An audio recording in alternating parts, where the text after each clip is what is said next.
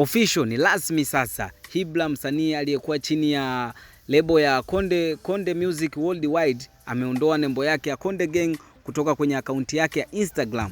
Na hii imekuwa ishara ya wazi kwamba safari yake ya lebo imefikia mwisho na tamati. So tuchambue zaidi hili, na kama wewe ni mara ya kwanza unatuangalia, usisahau kubonyeza alama iliyoandikwa subscribe ili uwe wa kwanza kupata content kali kutoka kwetu. Na tuendelee na hili swala. Na kwa muda mrefu akaunti ya Instagram ya Ibra ilikuwa na nembo ya Konde Gang, kama ambavyo tulikuwa tunajua alikuwa chini ya lebo ya Konde Gang na kama sehemu ya utambulisho wake wa kikazi.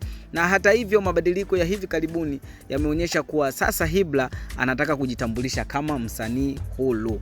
Kulingana na Harmonize, mwanzilishi wa Konde Gang, Ibra alitoa ombi la kuondoka na nia njema kabisa Konde Gang, na lakini Harmonize alikubali bila masharti yoyote.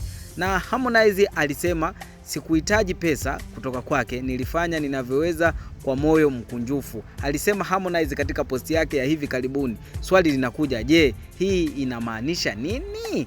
Je, kuondolewa kwa nembo ya Konde Gang inasisitiza kuwa sasa Ibra ameachana rasmi na mkataba wake wa lebo hiyo, na ni wazi kwamba anapanga kuendelea safari yake ya muziki akiwa msanii huru.